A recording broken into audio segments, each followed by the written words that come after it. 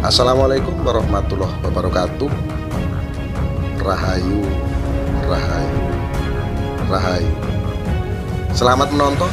Jangan lupa tekan subscribe, tanda lonceng, like, dan komentar yang sifatnya membangun. Sekarang, jangan tunggu nanti.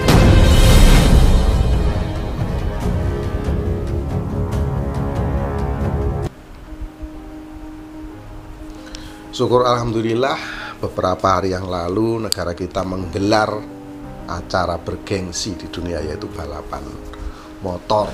Dan alhamdulillah perhelatan besar tersebut berjalan dengan lancar. Ini semua berkat doa dan kerja keras dari seluruh tim, dari seluruh rakyat Indonesia tentunya.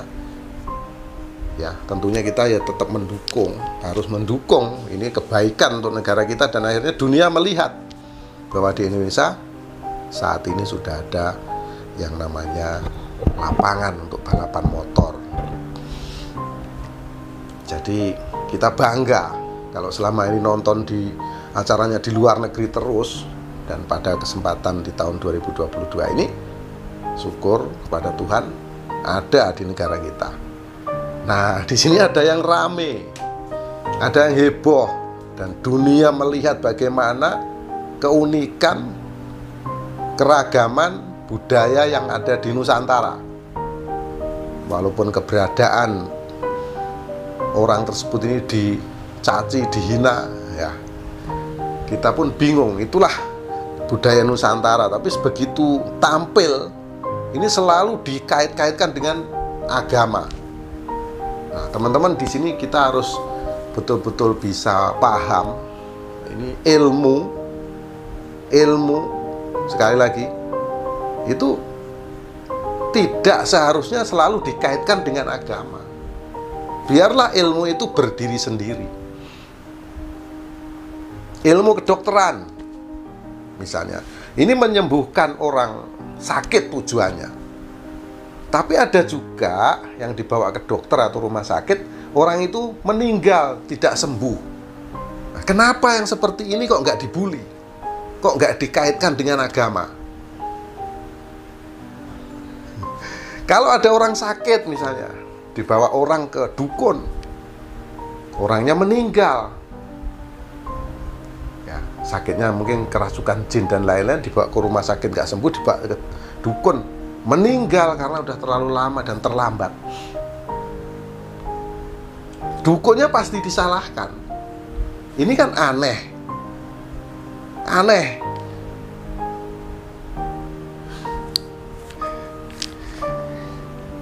Saya betul-betul kadang-kadang berpikirnya bagaimana. Nah, terus yang aneh lagi, yang selalu menyalahkan tuh orang-orang yang istilahnya berilmu agama cukup tinggi. Ini lebih lucu lagi. Jadi semuanya yang kita lakukan ini selalu dikaitkan dengan yang namanya agama. Kalau orang Jawa bilang ini digebyahuyah, dicampur aduk semuanya. Ya, rasanya kacau balau kalau dicampur aduk. Teman-teman juga harus paham, agama kita Islam, ya kan? Nah, kita sudah tahu, kita 5 waktu mengerjakan sholat. Ada zuhur, waktunya jam 12 siang. Asar, jam 3 atau 3.15 sore.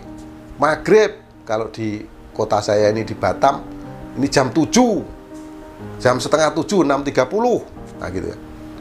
Dan lain-lain dan seterusnya, diatur waktunya. Nah, jadi kalau dicampur-campur, kacau, pasti semua kacau. Nah, itulah kepandaian atau ilmu. Nah, jadi kita pun jadi terkadang bagaimana? Kita punya adat istiadat yang sebetulnya itu nggak bertentangan dengan yang namanya agama. Ya karena ada aturan itu tadi. Ada waktu-waktu khusus, waktu-waktu tertentu tadi. Lalu kalau itu dicampur adukkan, ya jadinya rancu, jadinya kacau. Nah, kemarin ada makanan, klepon. Nah, ini juga dipersoalkan. Yang baru saja hangat, wayang kulit. Ini juga diharamkan. Jadi kita bingung. Kalau kita harus mengacu kepada kebudayaan yang ada di Arab, ya tidak akan bisa orang kita ini hidup di Indonesia. Ya itu ya sahabat ya. Jadi kita harus bisa memilah, bisa memilih atas kejadian apa yang terjadi di tempat kita masing-masing. Ya, tidak bisa semuanya dikaitkan dengan agama, semua dikaitkan dengan agama. Kalau kita pikir saja teman-teman ya. Kalau kita pikir, sekarang penemu kamera, apakah dia orang Muslim? Ya, saya menggunakan kamera merek Canon, nah, bukan endorse-nya, merek Canon. Penemunya siapa? Terus teman-teman di rumahnya ada lampu listrik. Penemunya siapa? Dia orang Muslim atau orang kafir? Kalau kita kait-kaitkan jadinya kacau balau. Yang membuat orang kafir, tapi kita menggunakan. Kenapa kita nggak dosa? Nah, kita pakai mikrofon. Penemunya siapa mikrofon? Apakah orang Muslim? Apakah dikaitkan dengan agama? Tentunya tidak. Nah, kenapa kita semua dikaitkan? Sekarang kita pakai kaos baju. Pabriknya di China. Yang membuat bukan orang Muslim juga. Kita pakai kesana kemari itu. Nah kan kacau kalau kita kaitkan dengan agama. Kenapa nggak semua? Kita pakai mobil buatan orang Jepang. Apakah yang membuat mobil, maaf, merek Toyota, merek lain-lain dan lain-lain ya, itu orang Muslim? Apakah orang kafir? Nah ini jadinya kacau. Kalau semua dikaitkan dengan agama, ya kita ini bukan manusia namanya. Karena manusia adalah makhluk sosial. Maka dari itu nggak bisa semua dikait-kaitkan dengan agama. Ilmu itu berdiri sendiri. Kemampuan manusia itu berdiri sendiri. Saat kita menyembah kepada Tuhan, ya kita berdiri dengan sendiri.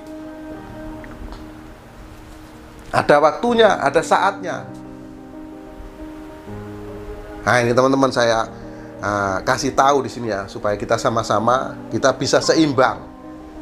Bahwasanya semua yang kita gunakan dari handphone, kamera, motor, baju yang kita pakai, jam tangan, semua siapa yang menciptakan, siapa yang membuat. Kalau dikaitkan dengan agama, kacau semuanya, kacau balau. Nggak ada bikinan Arab. Apa? Mobil bikinan Arab nggak ada. Bagaimana? Ya kan? Itu teman-teman. Jadi kita harus adil, seimbang untuk menyikapi ini semua. Sekarang pada topik yang akan kita bahas pada kesempatan kali ini tentang Mbak Rara yang mampu mengendalikan hujan. Dari zaman dulu dari zaman dulu sampai zaman sekarang, kita punya eyang, kita punya guru dan lain-lain turun temurun, namanya itu ilmu tutor tinular. Berarti tanpa kitab, itu disampaikan langsung kepada murid, disampaikan langsung kepada anak, cucu dan seterusnya. Itulah ada hujan. Menurut penunggu hujan tersebut, nah ini pesan dari yang pertama kali orang ini. Ini saya kasih tahu teman-teman. Kalau kamu mau nolak hujan, ini amalannya, ini rapalannya. Terus kamu siapkan lidi, ditusuk dengan di atasnya dikasih cabai, ada lidi lagi dikasih bawang merah, ya, ada kelapa yang dilubangi, ya, terus bakar dupa. Nah, kenapa harus demikian? Ya, orang yang pertama itu menjawab, yang pertama tahu itu, karena petunjuknya dari yang mengendalikan. Maaf ya, dari yang mengendalikan hujan itu, kalau kamu mau memindahkan hujan itu dengan syarat-syarat seperti ini, maka itu bisa terjadi. Nah, lalu sampai sekarang aturan itu digunakan, termasuk digunakan oleh Mbak Rara yang kemarin sempat rame di Mandalika tersebut. Memang kalau mengendalikan hujan ya nggak bisa, atau memindahkan hujan nggak bisa langsung berhenti, itu nggak akan bisa. Karena apa? Karena pergerakan angin di bawah sini, di bumi ini sama yang di atas langit sana kan jaraknya sangat jauh. Anginnya di atas itu sangat kuat. Begitu orang ini menahan hujan, dia pasti kebablasan. Pergeserannya ini kebablasan. Akhirnya jatuh juga di atas kita, tapi biasanya berlangsungnya tidak akan lama. Berlangsungnya nggak lama, ya bisa 40 menit, bisa juga 120 menit, 180 menit, dan lain-lain. Biasanya kelipatan 40. Ya, 40 menit pertama kalau udah selesai ya sudah. Kalau sebelum 40 menit sudah selesai ya sudah, berarti kan permintaan tersebut itu sudah diijabah. Nah, siapa yang mengijabah? Nah, yang mengijabah tentunya tetap Tuhan. Karena pawang hujan itu permohonannya kepada Tuhan. Gitu loh. Jadi salahnya di mana? Pawang hujan ini salahnya di mana? Tentunya nggak ada salah. Aturan mainnya seperti itu. Di sini pada kesempatan kali ini kita akan melihat siapa sebetulnya sosok Mbak Rara. Sosok Mbak Rara ini kalau saya lihat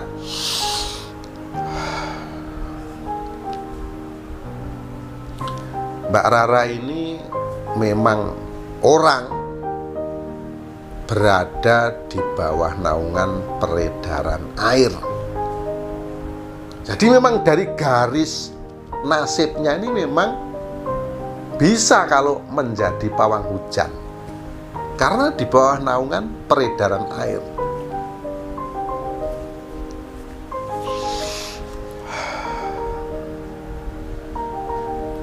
Mbak Rara ini sering dimusuhi orang.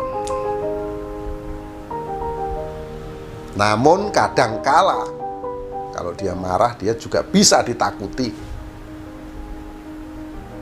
Mbak Rara ini nggak banyak teman.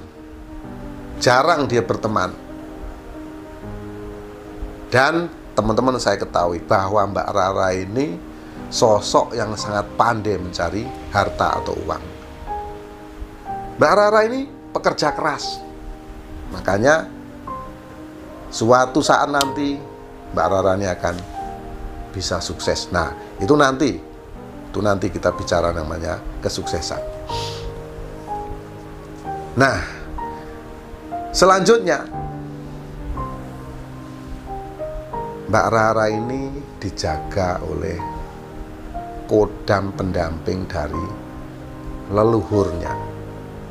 Bagaimana kodam pendamping dari leluhurnya ini bisa sangat dekat dengan Mbak Rara ini? Ini dengan melalui perantara gurunya. Melalui perantara guru, lalu betul-betul bisa bersinergi dengan Mbak Rara, sehingga Mbak Rara memiliki kemampuan tersebut. Tapi teman-teman, di sini saya kasih tahu, memang dasarnya Mbak Rara ini memiliki atau di bawah naungan peredaran air.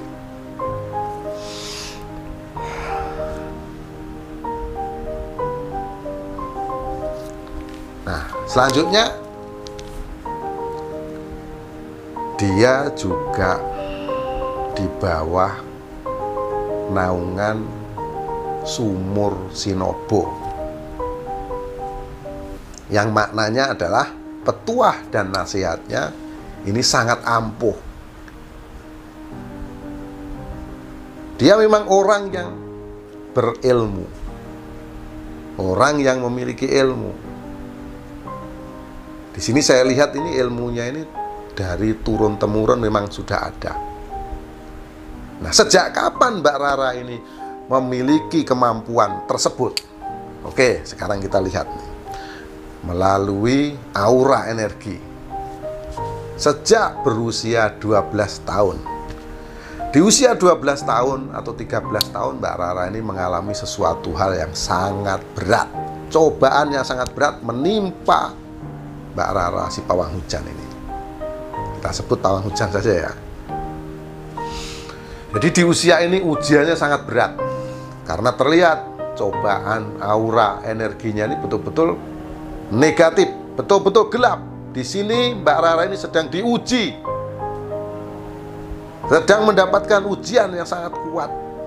Namun di saat inilah Mbak Rara ini sekaligus mendapatkan kemampuan atau keilmuan, sehingga keberadaan Mbak Rara di usia 12 tahun ini banyak sekali dibenci dan dimusuhi orang. Masih kecil ini sudah dimusuhi orang. Ini juga sangat berat. Lalu lambat laun keberadaannya, aura energi negatif ini semakin lama semakin memudar, terus memudar hingga saat usia 25 tahun. Ini aura negatifnya hilang, terpancar sangat kuat, dan keilmuan yang dimilikinya pun bertambah juga kuat. Bersamaan juga rezekinya di usia 25 tahun ini juga sangat kuat. 25, 26, 27, 28, 29 sampai di usia 30 tahun auranya sangat terang benderang. Ini menunjukkan kesuksesan, kejayaan juga betul-betul berada di tangan Mbak Rara si pawang hujan ini. Tahun pun berganti dan terus bertambah usia. Saat berusia 36 tahun, disinilah Mbak Rara mendapatkan cobaan kembali. Kalau sekarang usianya kurang lebih 38 tahun, di usia 36 berarti 2 atau 3 tahun yang lalu lah tepatnya, ini ada sesuatu hal yang sangat berat yang dihadapi oleh Mbak Rara ini. Ujian, cobaan ini menimpa Mbak Rara ini kembali. Namun ini sekaligus juga mengangkat apa? Harkat dan martabatnya. Ujiannya datang, ini adalah sebab untuk mengangkat Mbak Rara ke jenjang yang lebih tinggi. Di usia yang saat ini kurang lebih 38 kalau nggak salah, ini belum apa-apa, ini baru permulaan bagi Mbak Rara. Ini baru permulaan, teman-teman. Jadi aksi yang dilakukannya di Mandalika ini baru permulaan. Kedepannya apa yang terjadi? Kedepannya akan semakin hebat lagi. Kalau sekarang usianya 38, kira-kira di usia 43 atau 44 tahun ini akan moncer. Keberadaan Mbak Rara ini akan semakin hebat, semakin baik, dan semakin luar biasa. Sampai kapan? Nah, ini seterusnya. Sampai seterusnya keilmuan yang dimiliki Mbak Rara ini akan terus berkembang dan terus berkembang. Nah, itulah sahabat Kitruno Pamungkas dimanapun Anda berada, cerita tentang Mbak Rara si pawang hujan yang ada di Mandalika. Jadi teman-teman, kita harus adil di dalam mengkritisi orang. Ya, kita harus adil, harus bijak bagaimana menyikapi. Lawang kita ini tidak tahu, nggak tahu bagaimana cara mengendalikan hujan. Yang adanya juga celoteh aja, omongan saja. Teman-teman, saya kasih tahu, kalau Mbak Rara bisa mengendalikan hujan, itu semua atas kehendak siapa? Kehendak Allah, kehendak Tuhan. Kalau Allah, Tuhan sudah menghendaki, apapun bisa terjadi. Walaupun ada seorang kiai atau ustadz atau siapa saja meminta kepada Allah dan itu tidak dijabah sama Allah, memang mau apa? Kalau ada gembel pun di pinggir jalan, ya, bermohon kepada Allah, mohon sesuatu langsung dikabulkan. Itu terserah sama Allah. Kenapa kita nyinyir? Kenapa kita iri? Ini kan lucu. Makanya teman-teman, ya kita ini harus bagaimana ya? Itu tadi, jangan dicampur adukkan antara keilmuan dengan agama. Kita harus sadar, harus paham kamera itu yang menciptakan bukan orang Muslim, bukan dari Arab nih, produsen kamera dari Jepang. Nah, mobil yang kita naiki ngalor ngidul tiap hari buatan Jepang juga, bukan buatan Arab. Nah, jadi disinilah teman-teman, kita harus betul-betul adil menilai orang. Jangan kita memvonis orang, apalagi kita tidak memiliki kemampuan, tidak bisa melihat, cuma ngomong saja. Wah, ini jadi kacau seperti ini. Bukan pahala yang kita dapat, namun yang kita dapatkan adalah dosa. Itulah sahabat Ki Truno Pamungkas dimanapun Anda berada, komentar saya dan yang saya lihat tentang siapa Mbak Rara dan seberapa kuat keilmuannya di sini sudah saya sampaikan.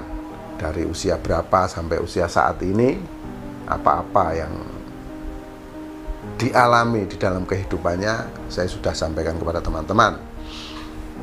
Di sini saya mengajak kepada teman-teman, kita harus senantiasa bijak di dalam bersikap. Memang tidak ada manusia yang sempurna, termasuk saya pun tidak sempurna. Kesempurnaan hanya milik Allah Subhanahu wa Ta'ala. Semoga ini request dari teman-teman dan ini bisa bermanfaat untuk kita semua.